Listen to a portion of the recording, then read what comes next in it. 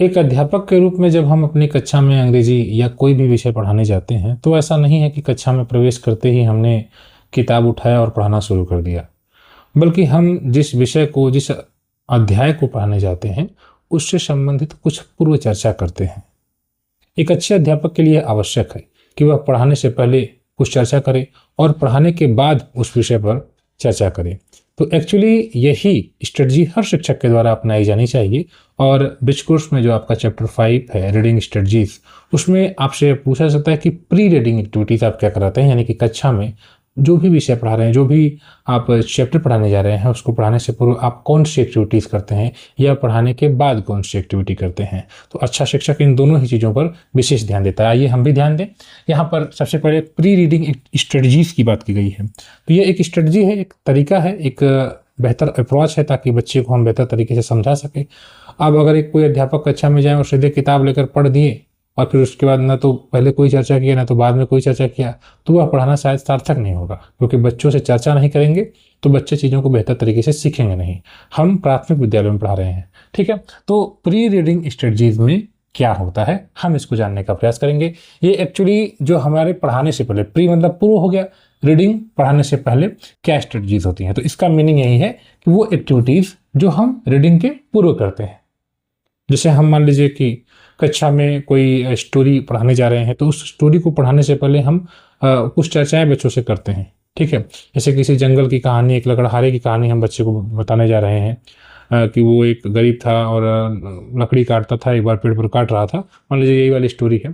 तो उसके पहले आप बच्चों से कहते हैं ना कि क्या तुमने कभी लकड़हारा देखा है, वो क्या काम करता है।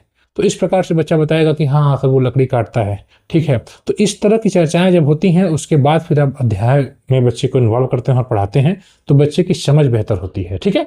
तो ये एक्टिविटीज़ आपने समझ लिया कि ये प्री रीडिंग है। और जब आप बच्चे को पढ़ा लेते हैं, जैसे मान लीजिए आपने लकड़हारा वाला पढ़ा दिया, एक बार उसकी कुल्हाड़ी गिरी तो फिर पहले उसको लोहे की मिली, फिर चांदी की मिली और सोने की मिल गई। इस बार वो खुश होता हुआ फिर तीनों कुल्हाड़ी लेकर चला गया। इसके बाद आप बच्चे से पूछ सकते हैं कि अगर तुम बताओ लकड़हारे की जगह पर होते तो तुम क्या करते। तो बच्चा कहता कि मैं तीनों लेकर आता, मैं देवी से कहता कि मुझे तीनों दो। लकड़हारे ने तो कहा कि केवल मुझे पुराना वाला ही दे दीजिए। तो बच्चे अपने अपने ओपिनियन को देते हैं। इससे भी बच्चों की समझ विकसित होती है, ठीक है। उनकी क्रिटिकल थिंकिंग, मतलब एक प्रकार से बच्चे क्रिएटिविटी बच्चा शो करता है, ठीक है। तो जो पढ़ाने के बाद आप स्ट्रेटजी अपना रहे हैं बच्चे को समझ विकसित करने के लिए, वो पोस्ट रीडिंग एक्टिविटीज़ हो गई। तो पोस्ट रीडिंग स्ट्रेटजी क्या है, इसमें आप बच्चे को पढ़ाने के बाद किसी भी अध्याय को पढ़ा रहे हैं या अपने क्लास में जो भी घंटी खत्म होने वाली है, तो पढ़ाने के बाद जब कुछ प्रश्न पूछ रहे हैं तो आप पोस्ट रीडिंग स्ट्रेटजी, और ये जो पहले कर रहे हैं वो प्री रीडिंग, ठीक है। एक्टिविटीज डन बिफोर रीडिंग, और ये एक्टिविटीज क्या होती है आफ्टर रीडिंग, जब आपने रीडिंग कर लिया उसके बाद।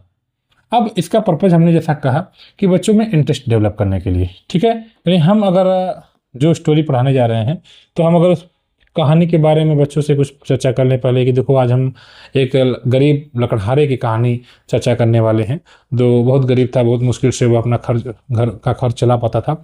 तो बच्चे इस पर ध्यान देना शुरू कर देंगे, ठीक है। तो बच्चे अपनी चर्चा को छोड़कर आपकी बात में इन्वॉल्व हो जाएंगे कि अरे ये सजी कहानी बताने जा रहे हैं। तो इस प्रकार से जब आप बच्चों को बता देते हैं पहले ही, तो बच्चा इंटरेस्ट डेवलप करता है, ठीक है। शॉर्ट इंट्रोडक्शन देते हैं तो हेल्प स्टूडेंट प्रेडिक्ट, ठीक है। बच्चे प्रेडिक्ट करते हैं। इस प्रकार से आपने कहानी को दिखाया या कहानी के कुछ हिस्से को दिखाया या आपने शीर्षक को दिखाया, ठीक है, कि बताओ किसकी कहानी है, या चित्र को दिखाया, ठीक है। तो बच्चा उस चित्र को देखकर अनुमान लगाता है कि हाँ ये किस चीज़ की कहानी है। अब अगर चित्र में बच्चे को शेर दिख गया और चूहा दिख गया तो बच्चा जान जाएगा कि ये शेर और चूहा की कहानी है। अब शेर के ऊपर पूरा जाल लगा हुआ है तो बच्चा जान जाएगा कि अच्छा शेर को किसी ने पकड़ा हुआ है और ये चूहा इसकी हेल्प कर रहा है। तो बच्चा चित्र को देखकर ही चित्र को देखकर ही प्रेडिक्ट करने लग रहा है। तो ये एक एज ए टीचर जब हम कक्षा में अपने पढ़ा रहे होते हैं तो ये हम पढ़ाने से पूर्व ही चर्चा कर लेते हैं, ठीक है, टू अंडरस्टैंड द थीम, और थीम को समझने के लिए। तो वही बात है, बच्चा उसके सहारे, जैसे चित्र के सहारे ये समझता है किस चीज़ की कहानी है, ठीक है।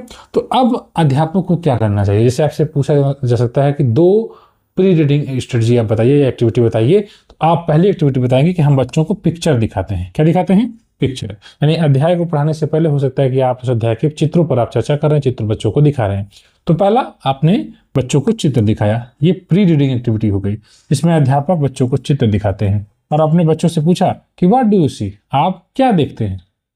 बच्चों से पूछा कि बच्चों तुम्हें क्या दिखाई दे रहा है। तो बच्चा कह रहा है कि फार्मर दिखाई दे रहा है इन फील्ड, मान लीजिए कोई खेत है, खेत में काम करता हुआ किसान दिखाई दे रहा है। या किसान एक टर्निप उखाड़ता हुआ, आपने आपकी बुक में है ना 4 में या 4 की बुक में है शायद शायद या शायद 5 की बुक में है कि सभी मिलकर क्या कर रहे थे, टर्निप को उठा रहे थे। बूढ़ा आदमी, फिर उसके बाद बच्चा आया, उसके बाद बूढ़ी औरत आई, तो सब मिलकर टर्निप उखाड़ रहे थे। तो बच्चे को आप अगर मैं चित्र दिखा दिया तो बच्चे उस चित्र 4 जगह चित्र बना हुआ है, ठीक है। इनरमस टर्निप वाला जो चैप्टर है इंग्लिश में, तो उसमें 4-5 जगह चित्र बना हुआ है। उस बुक को हम यूपी की बात कर रहे हैं, यूपी की आप किताब को देखेंगे तो उसमें फार्मर क्या कर रहा है, उखाड़ने का प्रयास कर रहा है। तो बच्चे अपने से प्रेडिक्ट करते हैं, है ना। तो ये दूसरी चीज़ ये है कि प्रिडिक्शन एक्टिविटी करा रहे हैं आप, यानी आप बच्चे से अनुमान लगवा रहे हैं कि बताओ ये क्यों उखाड़ रहा है और क्यों उखड़ नहीं रहा है। तो बच्चा बताएगा सर जी लग रहा है ये बहुत भारी है। तो देखो यहाँ पर 2 लोग मिले तब भी नहीं उखड़ रहा है, ठीक है। उसको जमीन से उखाड़ निकालने का प्रयास किया जाए, 3 लोग मिल रहे हैं तब भी नहीं निकल रहा है, 4 लोग मिल रहे हैं, देखिए तो बच्चा लगा देखिए सर ये 4 लोग मिलकर गए उसको उखाड़े तब जाकर वो जमीन से निकला है। तो बच्चे प्रेडिक्ट भी कर रहे हैं। आप चित्रों को बच्चों को दिखाते हैं, आप कवर पेजेस को दिखाते हैं और उसके बाद बच्चा उसी के आधार पर अनुमान लगाता है। तो ये सब जो है एक अच्छे शिक्षक की और अच्छी रीडिंग की ये पहचान है कि हाँ आप ये एक्टिविटीज़ करा रहे हैं। इससे बच्चे की समझ विकसित होती है, ठीक है। ऐसे आपने टाइटल दिखाया, आप पेजेस दिखाया, पूछा कि व्हाट इज द स्टोरी, किस कहानी किसके बारे में, तो बच्चा अपना अनुमान लगाता है कि लकड़हारे एक कहानी है या इनरमस टर्निप है, इस प्रकार की शलजम उखाड़ने की कहानी है। तो ये आपकी स्ट्रेटजी हो गई, ठीक है। ये पढ़ाने की पूर्व हो गया। अब हम चर्चा करते हैं पढ़ाने के बाद क्या करना है आपको। ये पोस्ट रीडिंग हो गया, पढ़ाने के बाद क्या करना है। इसका मतलब हमने आपको बताया था कि जो एक्टिविटीज़ आप रीडिंग के बाद करते हैं, बच्चों को पढ़ा चुके हैं उसके बाद, अब उसका उद्देश्य क्या है कि आपको ये समझना, ये चेक करना कि जो मैंने पढ़ाया वो आया कि नहीं बच्चों को। आपने जब बच्चों को पढ़ाया और पढ़ाने के बाद आप बच्चों से उससे संबंधित प्रश्न पूछ रहे हैं, ठीक है। तो उस प्रश्न के सहारे बच्चा उत्तर देता है, उस प्रश्न मतलब जो पढ़ाया उसके सहारे उसको समझ कर बच्चा उत्तर देता है। तो आप ये सोचते हैं कि अच्छा मैंने जो पढ़ाया है बच्चे को समझ में आया। अगर कोई बच्चा उत्तर नहीं दे पा रहा तो आप ये सोचेंगे कि पढ़ाना मेरा व्यर्थ हो गया, क्योंकि वास्तव में पढ़ाने का मतलब यही नहीं हुआ कि बच्चे को वास्तविक अर्थ को समझ सके। तो पढ़ने के बाद जब आप उससे प्रश्न पूछे तो वो कैसे पूछते हैं, वो पढ़ने के बाद ही तो हो रहा है, पढ़ने के पहले ही थोड़ी प्रश्न पूछेंगे आप। तो ये अंडरस्टैंडिंग चेक करने के लिए कि बच्चा समझ रहा है कि नहीं, टू डेवलप क्रिएटिविटी, और बच्चे के अंदर क्रिएटिविटी डेवलप करने के लिए। जैसे मान लीजिए कि आपने देखा कि कौवा और घड़ा में पानी भर रहा है, पानी आधा भरा हुआ, बच्चा घड़ा उसमें कंकड़ डाल रहा है, ठीक है। कंकड़ डाल डाल के वो पानी को ऊपर कर दे रहा है। तो आपने बच्चे से पूछा कि बताओ तुम लोग रहते ही तो क्या करते। जब कहानी आपने चर्चा कर लिया, कहानी खत्म हो चुकी है, तो कुछ बच्चे बताएंगे कि सर जी हम कंकड़ की जगह पे ईंट डाल देते, या ईंट भी एक प्रकार से, या पत्थर है या कोई और चीज़ डाल सकते थे। सर जी हम उसमें घुस जाते, अगर हम कौवा रहते तो हम घुस जाते, तो निकलते कैसे। तो दूसरे बच्चे बताते सर उसमें उसका मुँह चौड़ा होता है, निकल जाएगा, कौवा निकल जाएगा उसमें आराम से। तो कुछ बच्चे अपना कहेंगे नहीं निकल पा, मतलब इस प्रकार से चर्चाएँ होती हैं।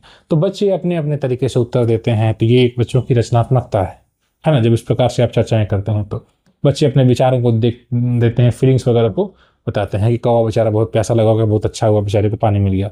अब उसी कहानी में इस प्रकार से अगर कहानी रहती कि कौवा पानी कंकड़ डाला लेकिन पत्थर डाला लेकिन वो पानी ऊपर नहीं आया और अंत में प्यास से मर गया कौवा, तो बच्चों को दुख होता कि सर ऐसा नहीं होना चाहिए था, उस पानी ऊपर आना चाहिए था, कौवा बेचारा मर गया, बड़ा दुख हुआ। तो इस प्रकार से बच्चे अपने एक प्रकार से फीलिंग्स भी व्यक्त करते हैं। अब एज ए टीचर आपको क्या करना होगा। जैसे मान लीजिए पोस्ट रीडिंग एक्टिविटीज़ आपको करानी है, कौन कौन सी एक्टिविटीज़ आप कराएंगे पूछा जा सकता है। 2 पूछ दे, 3 पूछ दे, तो यहाँ पर 5 की छोटी छोटी चर्चाएं आप कर लें। सबसे पहले रिटेलिंग द स्टोरी। आप बच्चों से कह सकते हैं कि चलो बच्चों हम कहानी को फिर से कहते हैं। आप बच्चों से कहें कि चलो अभी हमने जो पढ़ाया उसको तुम लोग पढ़ाओ, ये बताओ, तो बच्चे फिर से कहानी कहेंगे। ये अंडरस्टैंडिंग चेक हो रही बच्चों की। आपने जो भी चैप्टर पढ़ाया है या जो भी कहानी बताई है बच्चों को, अगर बच्चे अपने शब्दों में करेंगे तो निश्चित रूप से बच्चों का संज्ञानात्मक विकास होगा, भाषाई विकास भी होगा। बच्चे कहीं अगर भटकेगा दूसरे बच्चे उसकी हेल्प करते हैं। तो इस प्रकार से बच्चे तमाम प्रकार सीखने जो की प्रक्रिया है उसमें बेहतर तरीके से आगे बढ़ते हैं। तो बच्चे को से आपने कहा कि बच्चों अपनी इस कहानी को फिर से सुनाओ, तो ये एक्टिविटी करा सकते हैं पढ़ाने के बाद। दूसरा है ड्रा एंड लेबल। ड्रा करना है और लेबलिंग करनी है। जैसे मान लीजिए कोई भी फेवरेट सीन आपने जो बच्चों में बताया, ठीक, कोई स्टोरी बताई, तो चलो तुम लोग भी कौवे के बारे में एक कौवे का चित्र बनाओ, ठीक है, या कौवा कंकड़ डालता हुआ चित्र बनाओ, पानी पीते हुए चित्र बनाओ। तो बच्चे अपने हिसाब से उसमें ड्राइंग करते हैं और लेबलिंग करते हैं कि हाँ देखिए सर ये पानी कौवा पी रहा है। तो इस प्रकार से भी बच्चों की समझ का पता चलता है। तो एज ए टीचर हम ये भी एक्टिविटी करा सकते हैं, ठीक है। कुछ उसके बारे में कुछ बातें लिखने के लिए कह सकते हैं। स्टोरी मैपिंग कर सकते हैं, ठीक है। इसमें हम हो सकता है कहानी को आगे पीछे अव्यवस्थित करके दे दें कि कौवे ने कंकड़ डाला और पानी पी लिया, और फिर एक कौवा था बहुत प्यासा था, आगे पीछे करके हमने सेंटेंस इंग्लिश में बना दिया। तो बच्चे से हमने कहा कि चलो अब इसको रीअरेंज करो, व्यवस्थित क्रम में करो। तो बच्चे उसको फिर से रीअरेंज करके बेहतर तरीके से उसको उस फॉर्म में लेकर आती हैं। तो ये भी हमें एज ए टीचर करना चाहिए, यानी स्टोरी की मैपिंग करवानी चाहिए, ठीक है, यानी अरेंज करनी चाहिए स्टोरी को इन ऑर्डर। और उसके बाद रोल प्ले करवा सकते हैं कि चलो तुम कौवा हो, तुम कौवा बन जाओ, और अगर या एक बंदर बन, तुम 2 बंदर बन जाओ, और या 2 बिल्ली बन जाओ, और एक जो है बंदर रहेगा, और रोटी के लिए झगड़ा करो। तो इस प्रकार से बच्चे को अपने अपने में झगड़ा कर रहे हैं, एक्टिविटीज़ आपने करा दिया आपने, तो इस माध्यम से भी बच्चे जो है बेहतर तरीके से समझते हैं। तो ये डायलॉग्स वगैरह बच्चों से करवा रहे हैं कि ठीक है, bread, the piece of bread is mine, दूसरा वाला बोला इट इज़ माइन, ठीक है। तो इस प्रकार से बच्चे एक दूसरे से फाइट कर रहे हैं, उस एक्टिविटी को कर रहे हैं जो एक्चुअली दोनों बिल्लियाँ कर रही थी, तो उनकी नकल कर रहे हैं, उनके डायलॉग्स को बच्चे खुद बोल रहे हैं। तो निश्चित रूप से उनका भाषाई विकास होगा, सोचने समझने की क्षमता का भी विकास होगा। बंदर आएगा वो न्याय करेगा, तो कोई एक बच्चा बंदर भी बन गया, वो भी आकर उसमें डिस्कशन उनसे कर रहा है, तो बच्चे डायलॉग्स वगैरह बोलते हैं और बेहतर तरीके से सीखते हैं। और आगे है वर्ड वेव। और वर्ड वेव में आपने कोई एक शब्द, आप 3-4 जानवर, उसमें आपने कहा चलो हमने लिख दिया कैट, ठीक है, तो उसमें एक और जानवर है मंकी, ठीक है, तो आप कोई और मान लीजिए जानवर है, कोई आप स्टोरी पढ़ा रहे हैं, उसमें रैबिट भी है। एक जैसे शब्द बच्चे स्वयं से लिख रहे हैं, आपने कहा पढ़ाने के बाद कि चलो सभी लोग इसमें कौन कौन से ऐसे शब्द हैं जिसके लास्ट में टी आया है, इस प्रकार से भी आप कर सकते हैं।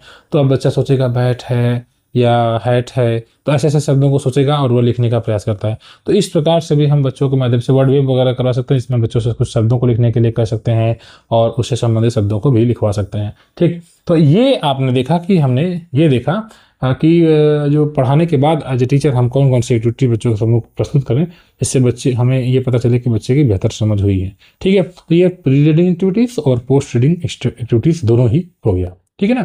इस वीडियो में इतना ही। ब्रिज कोर्स की बेहतरीन तैयारी के लिए आप इस चैनल को सब्सक्राइब करें। चैप्टर 5 जो इंग्लिश का है रीडिंग वाला, वो कंप्लीट होने वाला है। एक और वीडियो हम थोड़ा सा बना देंगे जिसमें दीक्षा पर बात कर लेंगे और जादुई पिटारा पर। उसके बाद चैप्टर 5 कंप्लीट हो जाएगा, उसके बाद हम चैप्टर 6 पर आएंगे जो कि रीडिंग है, सॉरी राइटिंग है, ठीक है। तो इस वीडियो में इतना ही। आप ब्रिज कोर्स की तैयारी के लिए चैनल को सब्सक्राइब जरूर करें। हमारे व्हाट्सएप ग्रुप से जुड़ें आप, या हमारी बुक अगर आप मार्केट में आ गई आप उसको परचेज कर सकते हैं ऑनलाइन व्हाट्सएप ग्रुप के थ्रू। देखिए आपको स्क्रीन पर जो नंबर दिखाई दे रहा है उसके थ्रू आप बुक घर पर मंगवा सकते हैं। Thank you.